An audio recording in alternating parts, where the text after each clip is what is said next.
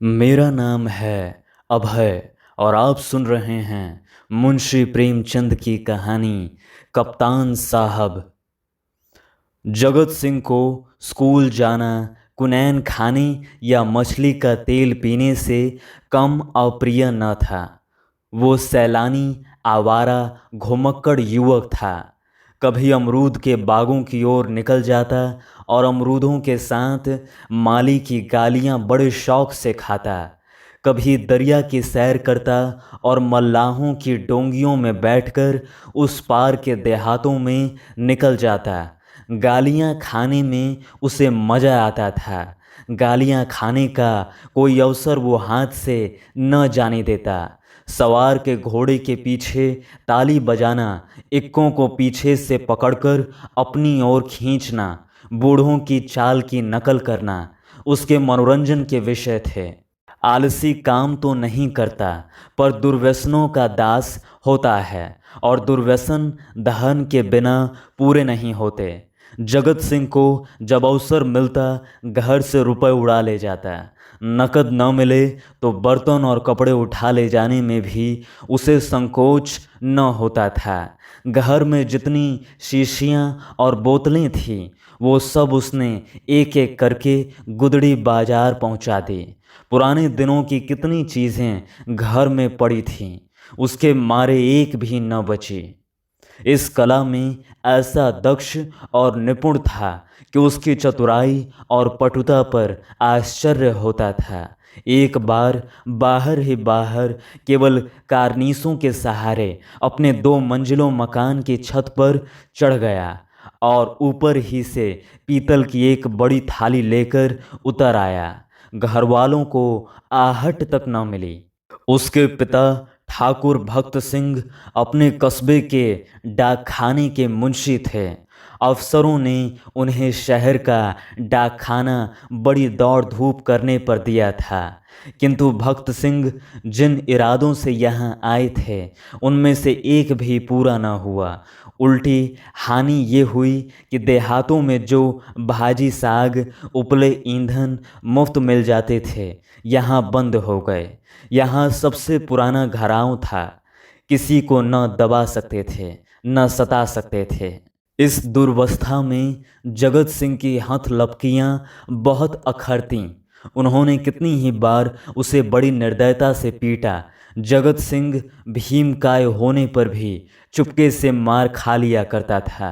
अगर वो अपने पिता के हाथ पकड़ लेता तो वो हिल भी न सकते, पर जगत सिंह इतना सीना जोर न था। हाँ, मार पीट, घुड़की धमकी किसी का भी उस पर असर न होता था। जगत सिंह ज्यों ही घर में कदम रखता चारों ओर से कांव कांव मच जाती। माँ दूर दूर करके दौड़ती, बहनें गालियाँ देने लगतीं, मानो घर में कोई सांड घुस आया हो। बेचारा उल्टे पांव भागता, कभी कभी 2-2, 3-3 दिन भूखा रह जाता। घर वाले उसकी सूरत से जलते थे। इन तिरस्कारों ने उसे निर्लज्ज बना दिया था। कष्टों के ज्ञान से वो हद सा हो गया था। जहाँ नींद आ जाती वहाँ पड़ रहता, जो कुछ मिल जाता वही खा लेता। ज्यों ज्यों घर वालों को उसकी चोर कला के गुप्त साधनों का ज्ञान होता जाता था वे उससे चौकन्ने होते जाते थे। यहाँ तक कि एक बार पूरे महीने भर तक उसकी दाल न गली। चरस वाले के कई रुपए ऊपर चढ़ गए।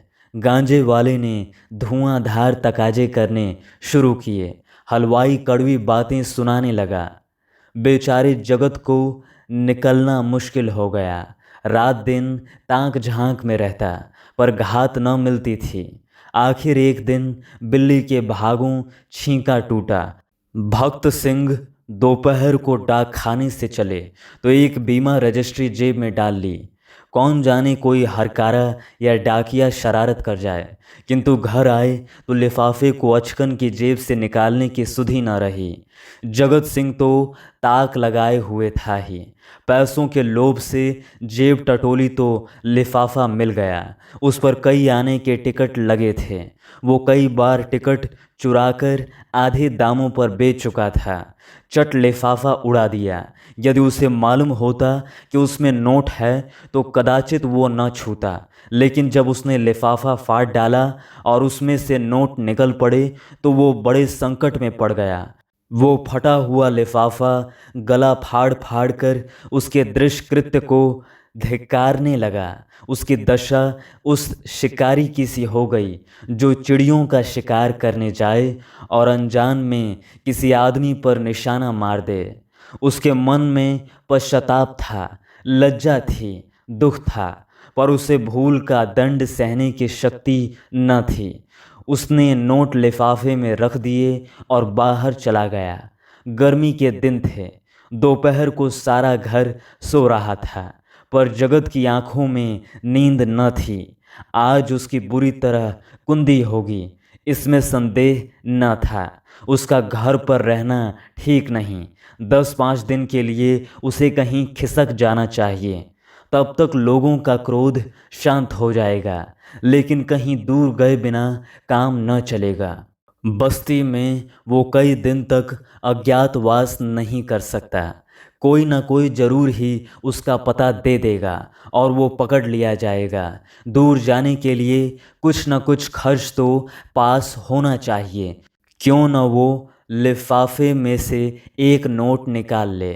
ये तो मालूम ही हो जाएगा कि उसी ने लिफाफा फाड़ा है। पर एक नोट निकाल लेने में क्या हानि है।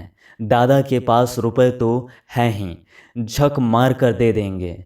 ये सोचकर उसने 10 रुपए का एक नोट उड़ा लिया।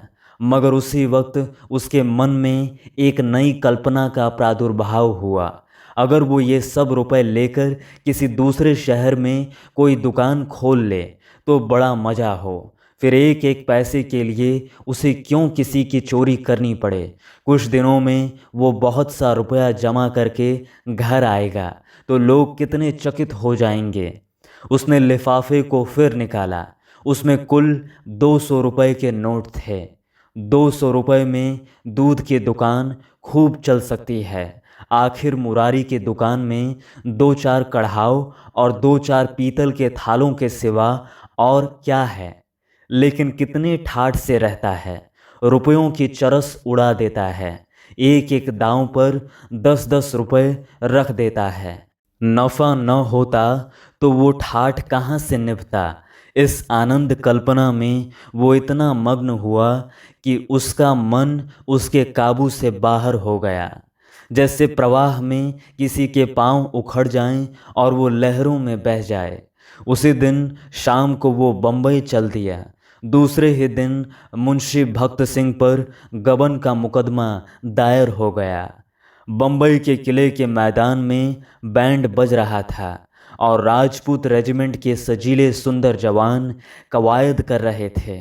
जिस प्रकार हवा बादलों को नए नए रूप में बनाती और बिगाड़ती है, उसी भांति सेना का नायक सैनिकों को नए नए रूप में बना और बिगाड़ रहा था। जब कवायद खत्म हो गई तो एक छरहरे डील का युवक नायक के सामने आकर खड़ा हो गया। नायक ने पूछा, क्या नाम है? सैनिक ने फौजी सलाम करके कहा, जगत सिंह। क्या चाहते हो? फौज में भर्ती कर लीजिए। मरने से तो नहीं डरते? बिल्कुल नहीं, राजपूत हूँ। बिल्कुल कड़ी मेहनत करनी पड़ेगी, इसका भी डर नहीं। अदन जाना पड़ेगा, खुशी से जाऊंगा। कप्तान ने देखा बला का हाजिर जवाब, मन चला हिम्मत का धनी जवान है, तुरंत फौज में भर्ती कर लिया। तीसरे दिन रेजिमेंट अदन को रवाना हुआ। मगर ज्यों-ज्यों जहाज आगे चलता था, जगत का दिल पीछे रह जाता था। जब तक जमीन का किनारा नजर आता रहा, वो जहाज के डेक पर खड़ा अनुरक्त नेत्रों से उसे देखता रहा। जब वो भूमि तट जल में विलीन हो गया तो उसने एक ठंडी सांस ली और मुंह ढांप कर रोने लगा। आज जीवन में पहली बार उसे प्रियजनों की याद आई। वो छोटा सा अपना कस्बा, वो गांजे की दुकान, वो सैर सपाटे, वो सुहृद मित्रों के जमघटे आंखों में फिरने लगे। कौन जाने फिर कभी उनसे भेंट होगी या नहीं। एक बार वो इतना बेचैन हुआ कि जी में आया पानी में कूद पड़े। जगत सिंह को अदन में रहते 3 महीने गुजर गए। भांति भांति की नवीनताओं ने कई दिन तक उसे मुग्ध किए रखा, लेकिन पुराने संस्कार फिर जागृत होने लगे। अब कभी कभी उसे स्नेहमयी माता की याद भी आने लगी, जो पिता के क्रोध, बहनों के धिक्कार और स्वजनों के तिरस्कार में भी उसकी रक्षा करती रहती थी। उसे वो दिन याद आए जब एक बार वो बीमार पड़ा था।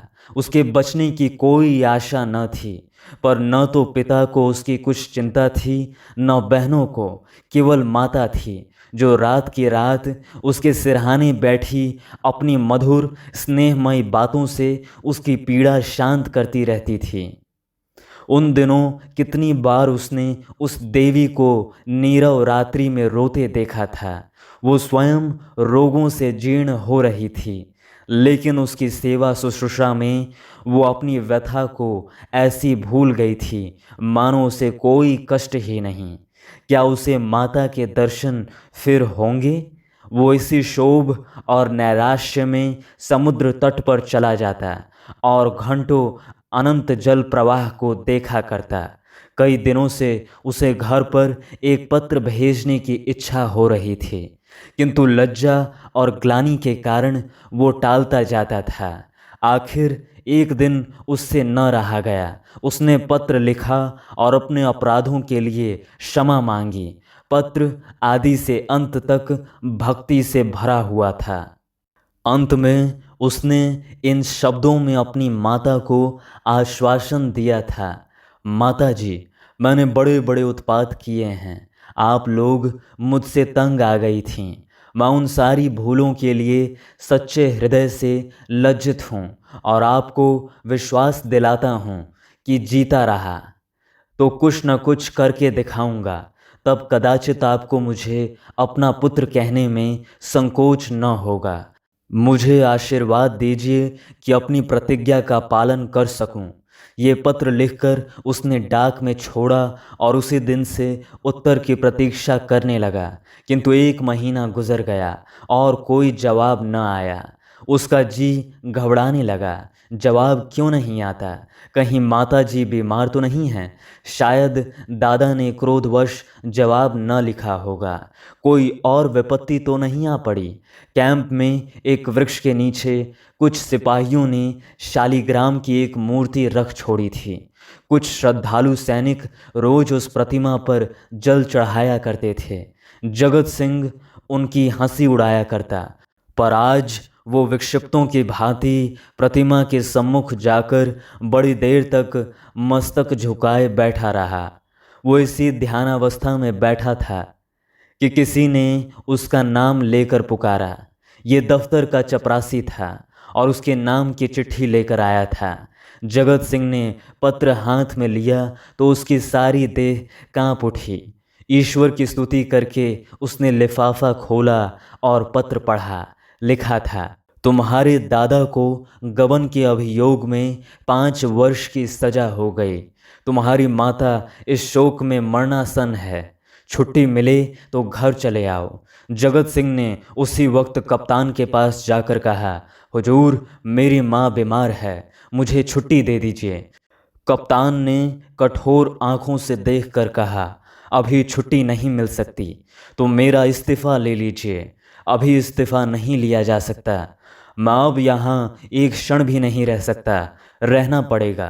तुम लोगों को बहुत जल्द लाम पर जाना पड़ेगा। लड़ाई छिड़ गई। आह, अब मैं घर नहीं जाऊँगा। हम लोग कब तक यहाँ से जाएंगे? बहुत जल्द, 2 ही 4 दिन में। 4 वर्ष बीत गए। कैप्टन जगत सिंह का सा योद्धा उस रेजिमेंट में नहीं है।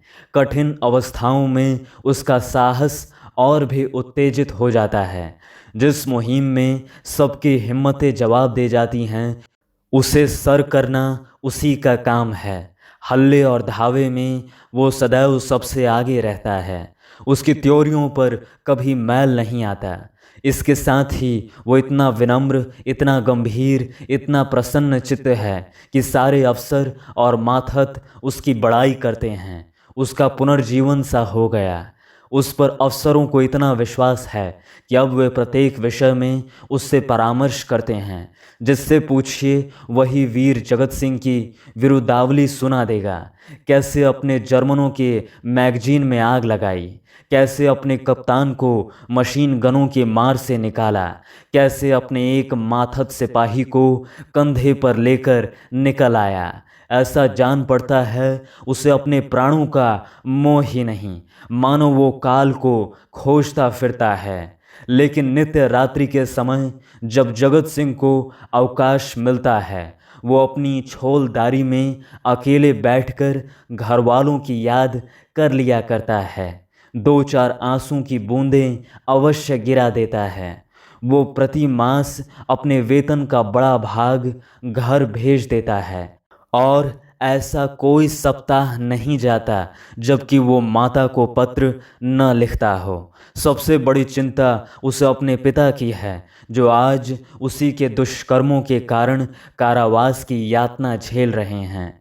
हाय, वो कौन दिन होगा कि वो उनके चरणों पर सिर रखकर अपना अपराध क्षमा कराएगा और वो उसके सिर पर हाथ रखकर आशीर्वाद देंगे।